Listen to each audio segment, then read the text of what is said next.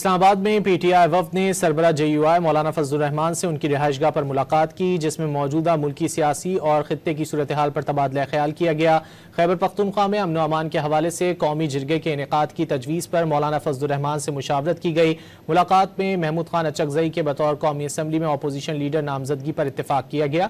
मज़ीद जानेंगे don news के नुमाइंदे अब्दुल्ला मोहम्मद से। अब्दुल्ला, क्या तफसीलात हैं इस मुलाकात की? जी बिल्कुल, पाकिस्तान तहरीक इंसाफ की वफ़द ने जमीयत उलमा इस्लाम के सरबराह मौलाना फजलुर रहमान से उनकी रिहाइशगाह पर मुलाकात की और उसमें मुल्क की सियासी और खित्ते की सूरत हाल पर गुफ्तगू जो है वो की गई है। जबकि इसके साथ साथ PTI वफ़द ने जो वज़ीर आला खैबर पख्तूनख्वा की जानिब से अमन अमान के जरगा बुलाने की जो तजवीज़ थी उसके मौलाना फजलुर रहमान ने खैर मकदम किया। जबकि इसके साथ साथ PTI वफ़द की पार्लियामेंट में अपोजिशन को मुतहद करने के लिए किरदार अदा करने की अपील की गई। मौलाना फजलुर रहमान को कहा गया कि पार्लियामेंट के अंदर अपोजिशन को मजबूत बनाने में अपना किरदार अदा करे। जबकि इसके साथ साथ महमूद खान के बतौर अपोजिशन लीडर नामजदगी पर भी इत्तेफाक किया गया।